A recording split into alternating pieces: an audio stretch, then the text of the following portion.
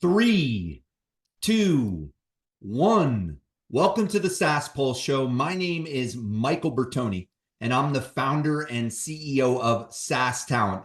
And unbelievably excited today, I have a SaaS veteran, and he is generating leads. He is generating leads for your company website identity, right? Unbelievable. So let me introduce everyone to Manny Iyer. I'm saying that right, right? Manny Iyer, he's the CEO of Kwanzoo. They uncover new buyers who stop by your website. So it's awesome to have you on the show, Manny.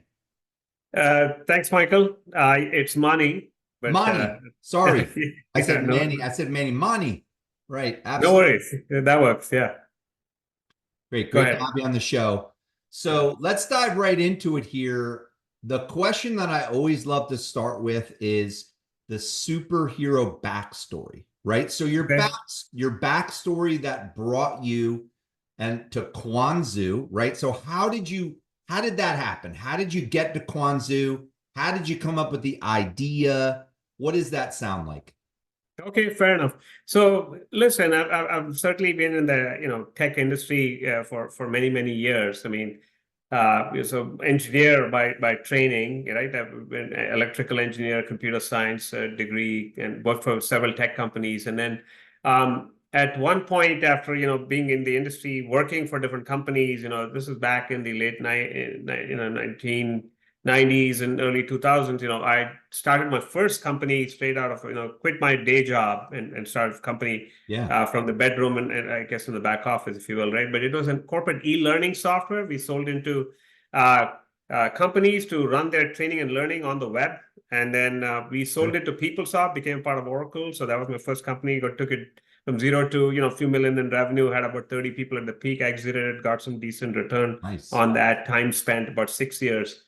Then I helped a bunch of companies with their, it wasn't called go to market back then. It was called customer development, Yeah. but really helping the CEO and the head of products or CTO with figuring out the who the customer is that they need to go and how many a repeatable model to find a set of customers that would buy their product. So I did that for several years, and then I started Kwanzoo. Nice. After I sold the last company, did customer development, then started Kwanzoo. Now Kwanzoo, um, it's funny that the name Kwanzoo, when we first started, we were more in the trivia entertainment kind of space, and so we were did a play on, if you know the movie Jerry Maguire, he says, "Show me the Kwan." We Love said, it. "What's Kwan?" Love, respect, community, and the dollars, the whole package, the Kwan. So basically, we did a play on that, came with a Nice. company named Kwanzoo. So early versions of the product was more engaging with interactive content on websites, Sure. and that we pivoted from that into interactive advertising. So we became an ad platform, and then we pivoted more into B2B, and then from B2B we got into what's called in the early days, about a few years ago, you had this new type of B2B marketing that came up called account-based marketing, ABM Hmm. technology. Sure. So we became one of the players in the ABM space. And more recently, we pivoted yet again. We've now built out what we call a growth platform. Hmm. And our growth platform, we sell into mid to large enterprise companies that helps with their marketing, sales, demand gen, lead gen.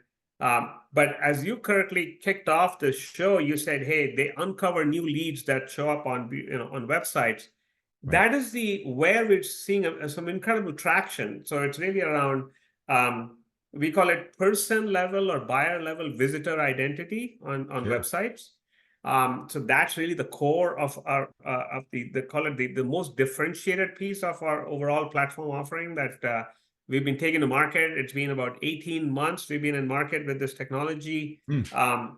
We built it over 2 years ago, and then we've gotten into some really good mid-market customers. We've got Automatic WordPress VIP, Service Channel, a division of Infosys, Zorian, which is IT service. We're selling into software, IT services, and several other industries. More recently, we're really intrigued by the what we've been doing lately, which is a private university is Wow. using it for student enrollment. So, trying to drive more, people to sign up for their university programs and courses. So it seems to be going beyond B2B into considered purchase, B2C, if you will.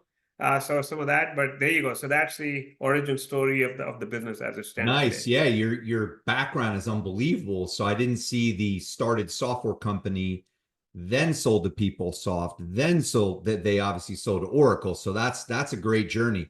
So Sure. definitely make sure you follow up with them and just reach out because wealth of knowledge here. But let's get into just the overall. So overall value proposition, right? Yeah. So tell the audience what is, again, what is Kwanzoo? What is the value prop? So just the quick 30-second value proposition. Yeah.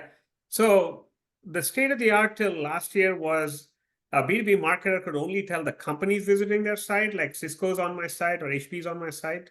Mm-hmm. With Kwanzoo's new person level buyer ID tech, we call it person level visitor ID tech, they can tell the exact real person who's visiting their site, who from HP, who from Cisco, with first name, last name, LinkedIn URL, work email, mobile phone number. That's literally gold for SDRs and BDRs, Nice. right? Because otherwise they're hunting and pecking, not knowing who to call on, who to call into.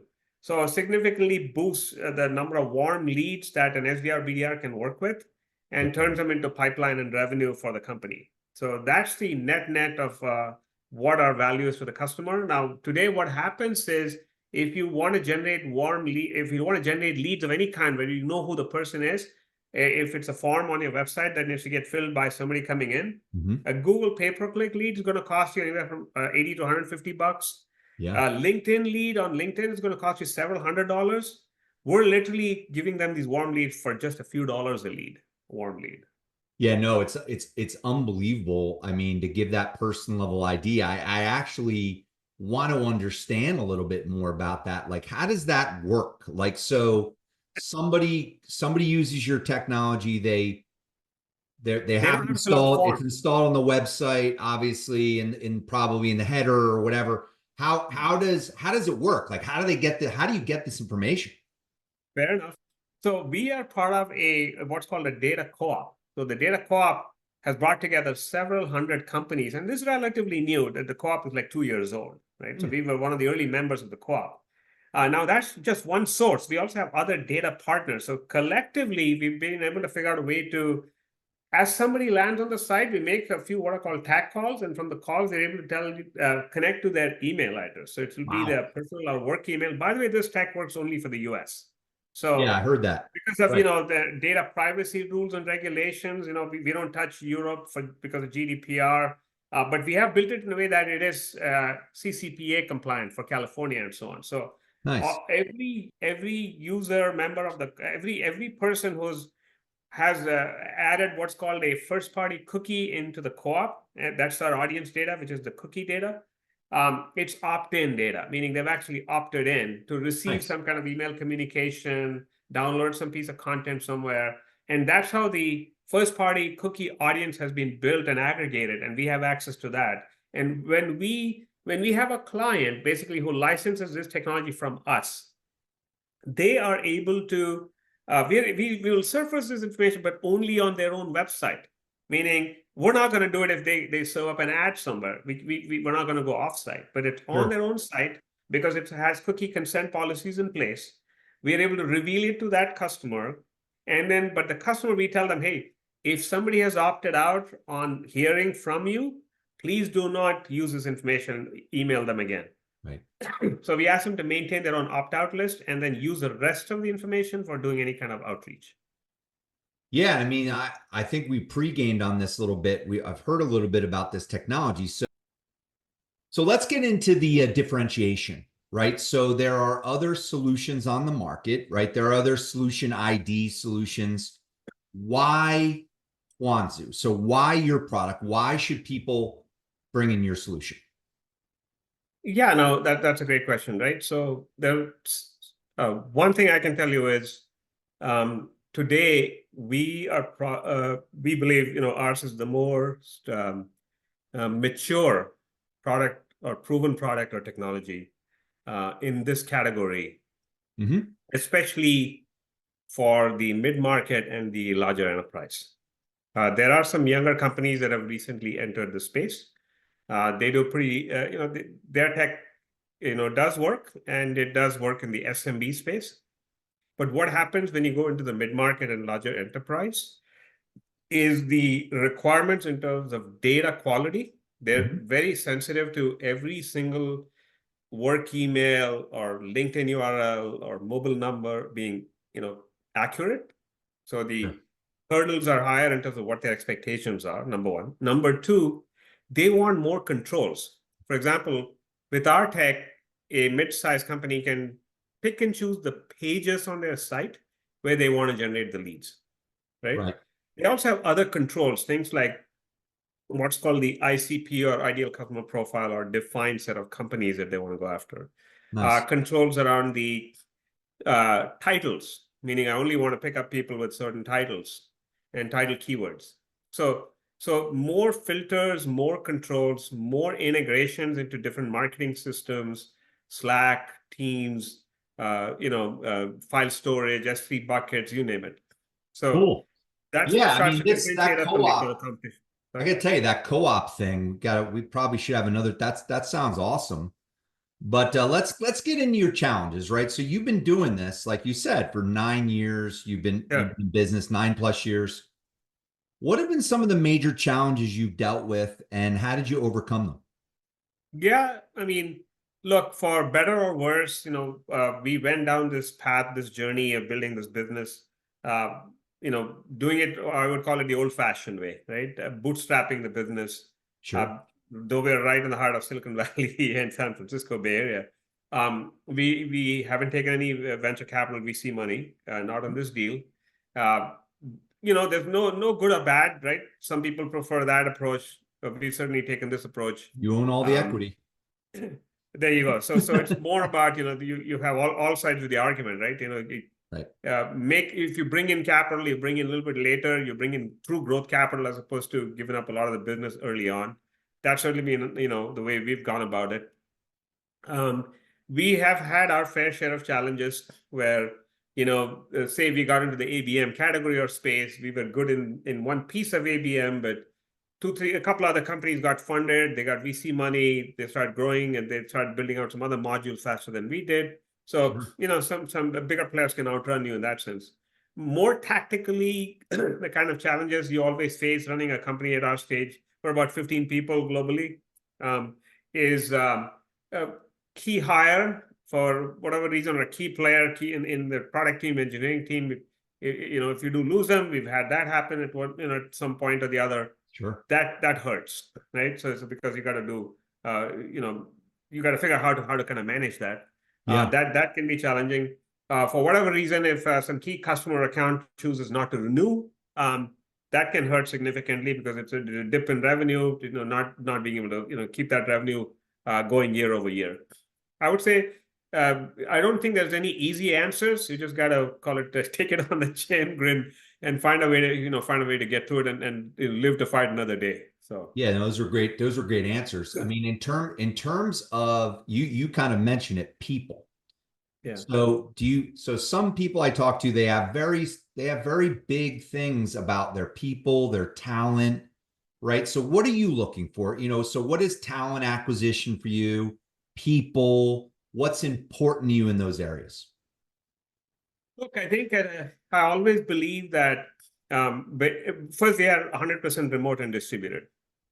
So you got to be able to trust whoever's going to be doing a certain job or a function for you, even though you don't get to sit side by side, at a desk, where you can look at each other in the face, look at each other in the eye, and you kind of know what are they really thinking, what are they really doing. So Right. it's trust, right? It is number one.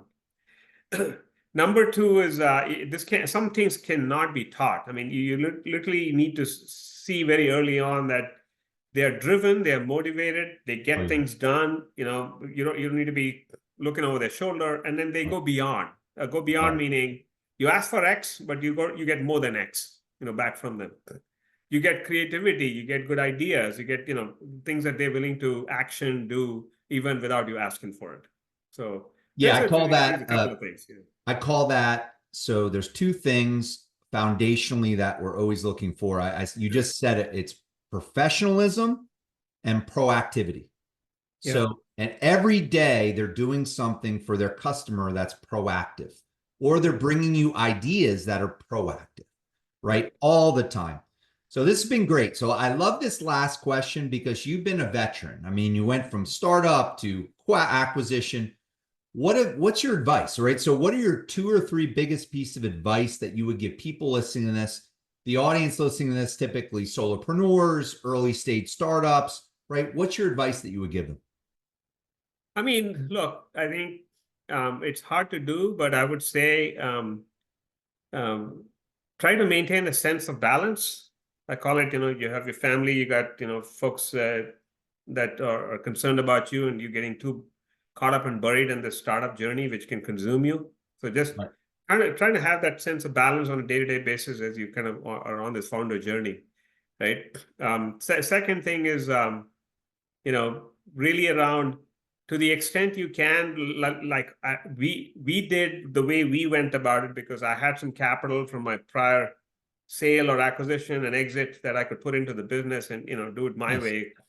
But that not everybody's going to have that luxury, which means be careful who you pick and choose as your investors, because you're going to have to live with them. It's like a marriage, Right. 5, 7, 10 years. So that's a really important one, I believe, right? And always, in some ways, it's smarter to take some, what I call, other people's money and have some advisors, et cetera, et cetera. That becomes help in a founder's journey. The third thing is, I think people make the mistake a lot of the time of thinking they need somebody before they really need them, Right. like a vice president of sales or a head of sales, when you're really in the phase where you're still figuring out product market fit and you're still building product, or just literally you've gone to market. There's no alternative to founder-led selling for the first 10, 20, 30 customers in the B2B situation. And if you are going to get some sales help, as other people have said it too, find somebody who's a fractional resource. You don't need somebody full-time, a little more Love that. senior, who can kind of guide you as a founder, who knows how to run sales cycles and help you with your sales calls and coaches you through sales calls, but who's good at what I call door opening, meaning they can get you that meeting. So I would say those, I want to sum it up at just those 3 things. Those are great. I got to tell you, I mean, some of the best answers we've had, right? Especially you got to figure it out yourself, right? So you got to figure it out yourself. I mean, I deal with that, right? I mean, everybody deals with that. You're like, you got to figure it out yourself. And I love your answer again around the people, right? That they got to give you extra. If you got to make, if they're not doing that, they're not a startup. They don't have that mentality. So so absolutely everybody go out, right? So everyone needs, again, who the buyers are that come to their website, right? Right. So again, I'm afraid to say her name. I want to say it right. It's Mani, right? Money Iyer. Yes, Mani, sir. right? So everybody reach out to Mani. Once I say a name once wrong, I always am like scared to say it again. So everybody reach out to Mani Iyer, right? Everyone would love site identity, right? It's amazing. So reach out to him, connect with him, and it was awesome having you on the show. Thank you, Michael. Enjoyed it.